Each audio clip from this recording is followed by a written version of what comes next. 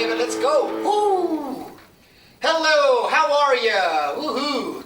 It's time to kick up our heels and celebrate. Life is too short not to appreciate accomplishments. When you're young and in school taking exams, you can't wait for a break to arrive and to cram as much laughing and playing into a half hour as humanly possible. Natural chemicals are wonderful. We swing, we run, we spin around till we are blue in the face. It's awesome. So everybody, please enjoy your youth, because once you're a pickle, you can't go back to being a cucumber. Ah, youth. Then we get older, finish school, and get a real job so we can afford bigger toys and better chemicals. It's funny how thinking about the past brings back memories. I remember when I was little, my aunt said to me, "Come over here." And I said, "What do you mean?" She said, "You know, you're over there, now come over here." And I said, "All right." And she said, "Here's $10, and don't tell your mother that I'm giving this to you." And I said, "It's going to cost you more than that." How can anyone wear a sweater that's called a turtleneck? Wearing a turtleneck sweater is like being strangled by a really weak guy all day. Can you imagine wearing a turtleneck with a backpack? It'd be like a weak little person trying to bring you down. You know how you go into a restaurant on the weekends and it gets busy? So they start a waiting list and call out names. Dufresne, party of 2, table ready, party of 2. And if no one answers, they repeat. Dufresne, party of 2. But then if no one answers, they go right on to the next name. Smith, party of 3. Yeah, but what happened to the Dufresnes? No one seems to care. Who can eat at a time like this? People are missing. The Dufresnes are in someone's trunk right now with duct tape over their mouth. And they're hungry.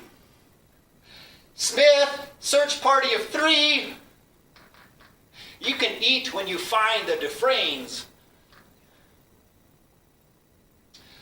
One Saturday, some guys invited me to play golf, and I just don't get it. I was just so not entertained until we got to the last hole, where I accidentally hit a guy, and that was a lot more satisfying. You know how on a traffic light green means go and yellow means yield? Well, it's just the opposite on a banana. Green means hold on there, and yellow means go ahead, and red means where did you get this banana at? Gift cards are a complete waste of time. Gift cards are a terrible gift. What is a gift card? Let's see, you take money that's good everywhere.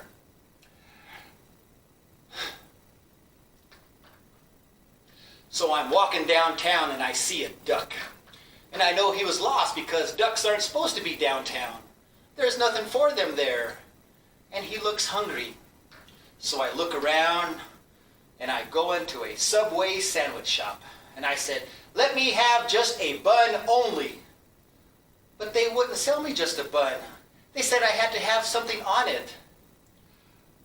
I guess the two halves aren't supposed to touch. Well, all right then, put some lettuce on it. And they do. That'll be $1.75. And I said, "It's for a duck." They said, "All right, then it's free." See, I did not know this. Ducks eat for free at Subway. Had I known this, I would have ordered a much larger sandwich. Let me have the double steak sandwich, but don't bother ringing it up. It's for a duck. And there are 6 ducks out there right now.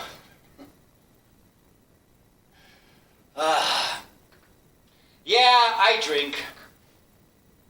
As an adult, I can drink anytime I want. When you're younger and underage, you have to be more creative. I remember my friends and I would go up to the woods to get away. If you party in the woods, there's a less chance that you will run into an authority figure. However, we ran into a bear. And that was even more of a buzzkill. The woods should have less bears and more frogs. Yeah, frogs. be mean, but frogs are always cool. There has never been a frog hopping toward me, and I thought, man, I better play dead. Here comes that frog. I'd never say, here comes that frog in a horrifying manner. It's always optimistic. Like, all right, here comes that frog. Maybe he will settle near me, and I can pet him. When there's a frog around, I don't have to hang my sandwiches from a branch. A frog knows they are for me. He'd rather have a fly, because a fly zigzags, and my sandwiches do not. There is no frog attack prevention pamphlet. When the frog is hopping towards you, do not look him in the eye. This will incite him. Never run. You can't outrun a frog. Running may excite the frog and cause an attack. People. People are amazing. We are all very different, and yet we are all exactly the same. I've met people from all over the world, and we all have the same doubts, fears, and love for family. The crazy thing is that we all have different personalities. A couple could have 8 kids, and each one will have a different personality. Even identical twins, they come from the same egg. And yet one likes ketchup, and the other likes mustard on their fries. And then the most honest people on earth, children, are the first to jump on any weakness they see and start teasing mercilessly and making fun of any differences they see. If you don't fit in, you are screwed.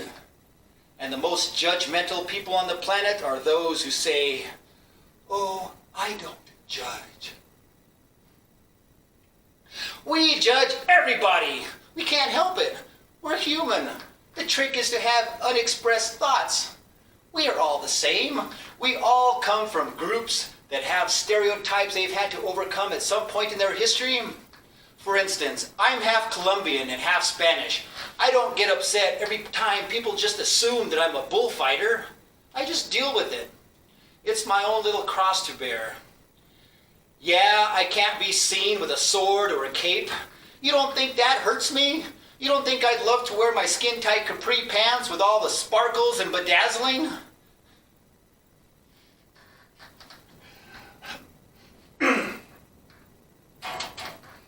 Let me tell you a story about truth. First of all, you exist. You're alive. That's really quite an amazing thing to be able to say when you stop and think about it. For you to be here right now, a lot of drifting particles had to somehow get together to make you. And in the entire history of the universe, this has never happened before and will never happen again. These particles are called atoms. Now, why atoms do this is a puzzle. Because being you is not a gratifying experience for the atom. Yet somehow, for the length of your existence, these tiny devoted little particles will engage in all the delicate cooperative efforts necessary to keep you humming, to make you you, to give you form and shape, and that you can enjoy this rare beauty and to experience such a supremely gracious gift as life. But life is not easy, especially when we live among aliens. They're everywhere. We are walking and living among alien life forms right now. They have a name. They are called the opposite sex. Oh boy, I could tell you stories. Let me tell you a little story about men and women. I'm talking about a real time here, when children had to live underground, turning the big wheel. When men actually had to protect the family from marauding invaders. Women were right beside their men, shooting rifles and giving birth. Us together, living life. It's all the same thing, but in different moments, different places. When a man works hard all day, merging and compiling businesses and corporations, or coming back from a week-long caribou hunt, it's all the same. It's all miserable work. We have to bust our ass to make a living, to provide for our families. Men! It's all the same thing, but in different eras. You are achieving honor and status with your family and friends. So we do what we do. After a long day at work, where do we go to celebrate this position of honor? Yes, we stop off at the bar to enjoy adult beverages and to just chill. This is our choice where we go to unwind, not somewhere else to talk about our feelings. Men do not want to talk about our feelings. We tamp them down deep inside where they will never see the light of day. And that's just the way it is. Now, women! Just like always, women are filled with so many of life's mysteries that boggle and overwhelm a man's mind. So essentially, we categorize all of women's issues into one thing. We call them women things, which is also a place of honor. For example, everybody would get together on a Sunday to visit, to cook and eat, and to enjoy a social gathering. Then people would start to notice that one woman wasn't there. You would inquire, where did she go? Where's Janie? And be told that Janie, she has women things. And you respected that. Nobody knew what they were. Certainly men don't know. She could have been at home stuffing peanut butter into jelly jars or polishing onions with her feet. It was none of your business. Let her get on with it. This is also a time when I am talking about a real woman here has a vanity table in her bedroom to have somewhere to sit there and weep. To sit there and think about all the terrible things done to her by men. So why? Why does any of this happen? Because women have memories.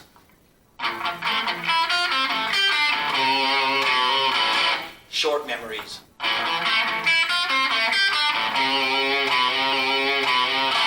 Medium memories. And long memories. Yes, they do. Women have got it all. A woman can remember something you said 17 years ago and the way you looked at her just now. And to aid that memory, a woman will open up a box filled with precious things. A pressed flower wrapped in pink tissue, discolored by many tears, pictures, letters, an old iPhone that are too painful to look at or throw away. It's amazing. They must be kept so they can never be looked at. Women remember everything. This is why we have a civilization. A woman looks at a man and says, "You tried that yesterday. It didn't work then either." Men don't have memories, and every woman is an individual walking time capsule. Men don't know anything. Men do not know or see where their own lives are headed half the time. Perhaps downward, or maybe on the way to success. Who knows? A man does not know where or how he came by this half a chocolate cake that he is now holding in his hands. It's amazing. Men and women are just wired so differently, but somehow we get along. And by some miracle of fate, we are still attracted to each other. Women are powerful magnets, and men are the iron and steel. You should appreciate the good fortune that got you here. Think about it. You are all badasses. You have been so incredibly lucky, genealogically, ancestrally, your family. Statistically speaking, you shouldn't be here. None of us should. Survival on Earth is surprisingly hard work. For you to be here right now, your parents and every one of your direct family members on both sides since the dawn of time has been attractive enough to find a mate, robust enough to reproduce, and sufficiently blessed by fate and circumstance to live long enough to do so. Think about that.